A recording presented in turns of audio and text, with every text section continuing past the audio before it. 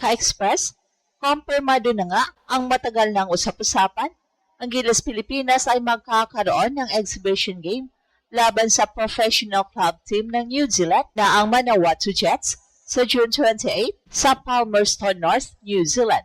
Ang laban ay official nang nakapost sa event listing ng Manawatu Jets at sa kanilang mga promotional materials kung saan malinaw na nakasaad na darating ang Gilas Pilipinas para sa espesyal na exhibition matchup. Hindi ito basta simpleng tune-up game lamang.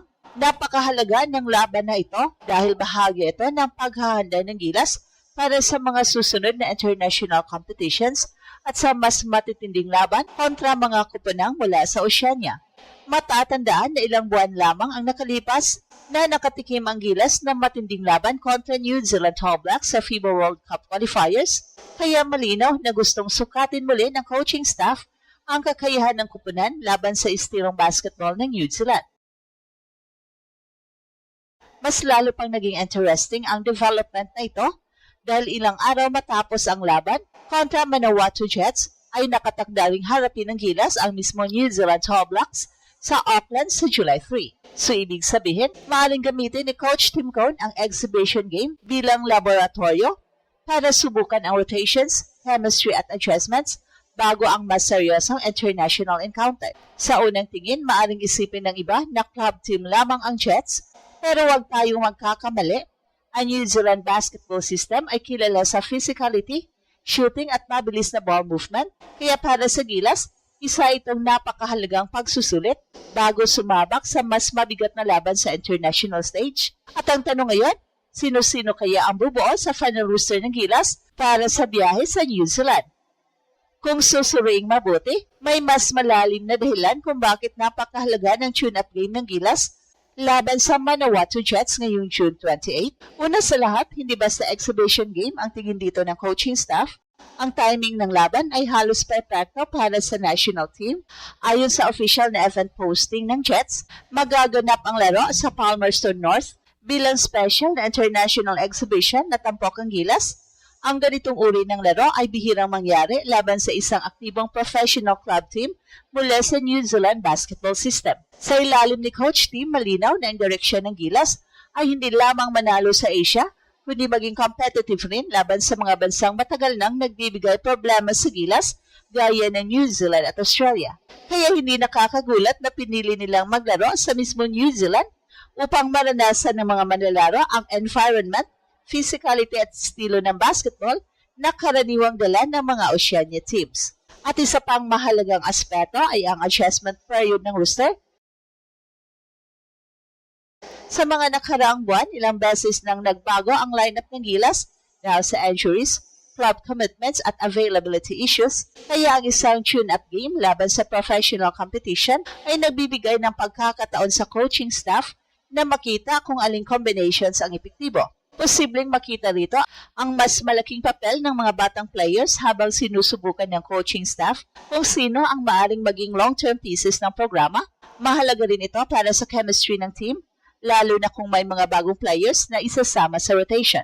At huwag nating maliitin ang Jets, bagamat hindi sila national team, bahagi sila ng New Zealand basketball ecosystem na kilala sa matinding imports, athletic wings at physical big men. Ang mga ganitong koponan ay madalas na nagsisilbing training ground para sa mga future Tall Blacks players at iba pang international talents. Well, kung tutusin, parang rehearsal ito bago ang tunay na palabas dahil pagkatapos ng June 28 exhibition game, nakatakda naman ang mas malaking laban kontra New Zealand All Blacks sa Auckland sa July 3 bilang bahagi ng international calendar. Sa pagitan ng dalawang laro, ay nagbibigay ng sapat na panahon upang pag-aralan ni Coach Tim ang mga kahinaan at lakas ng kanyang grupo bago harapin ang isa sa pinakamalakas na programa sa rehiyon. Kaya para sa mga fans ng Gilas, huwag tingnan ang Jets game bilang simpleng tune-up game lamang. Sa maraming pagkakataon sa international basketball, ang mga ganitong laban ang nagiging pundasyon sa mga susunod na tagumpay. Minsan ang pinakamalagang panalo ay hindi nangyayari sa championship game, kundi sa mga araw ng paghahanda bago pa man magsimula ang tunay na digmaan.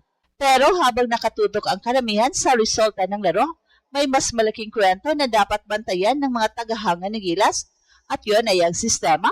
Sa nakalipas na ilang taon, Paulit-ulit nang ipinakita ng New Zealand Basketball kung bakit isa sila sa pinakamahirap na kalaban ng mga Asian teams. Hindi sila kasing lalim ng talent pool ng Australia, pero napakalakas nila pagdating sa execution, discipline at physical basketball. Ito rin ang dahilan kung bakit napakahalaga ng laban kontra Jets. Sa ilalim ni Coach Tim, unti-unti nang nahuhubog ang identity ng Gilas. Hindi na to yung dating kuponang umaasa lamang sa individual brilliance o mabilisang scoring runs. Ang layunin ngayon ay magkaroon ng mas organisadong offensive structure, mas matibay na depensa at mas mataas na basketball IQ sa bawat possession. At dito papasok ang halaga ng June 28 exhibition. Kapag humarap ka sa isang New Zealand professional club team, hindi sapat ang puro talento lamang. Kailangan mong maging matalino sa bawat galaw. Kailangan mong maging disiplinado sa rotations. Kailangan mong maging handa sa physical contact mula umpisa hanggang dulo ng laro. Ito ang mga bagay na gusto makita ni Coach Tim bago dumating ang mas malakas na hamon kontra Tall Blacks. Isa sa pinakamalaking tanong ay kung paano gagana ang iba't ibang combinations ng Gilas Roster. Magiging epektibo kaya ang mga lineups na may AJ Edu bilang pangunahing rim protector? Paano gagana ang spacing kapag nasa loob si Junmar Fajardo? Sino ang magiging secondary playmaker kapag nakatutok ang depensa kay Justin Brownlee?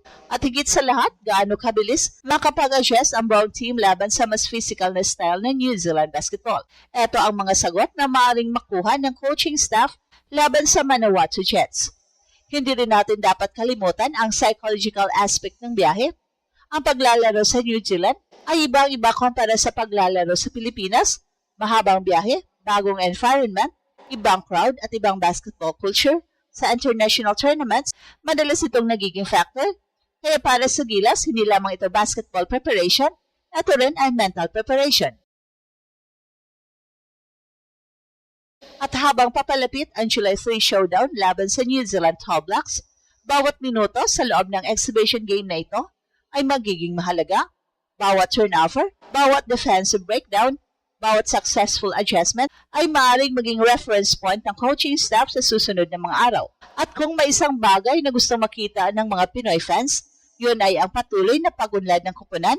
Hindi kailangang manalo ng 30 points, hindi kailangang perfecto agad. Ang mahalaga ay makita na ang Gilas ay papunta sa tamang direksyon. Na kapag naging matagumpay ang tune-up game na ito, mas tataas ang kumpiyansa ng buong grupo bago harapin ng Tall Blacks. At doon na magsisimula ang tunay na sukatan. Hindi na laban sa isang professional club team, kundi laban sa isa sa pinakamalakas na national team sa buong Oceania. At ito ang Express Info kung saan bawat kwento ginulat ang mundo.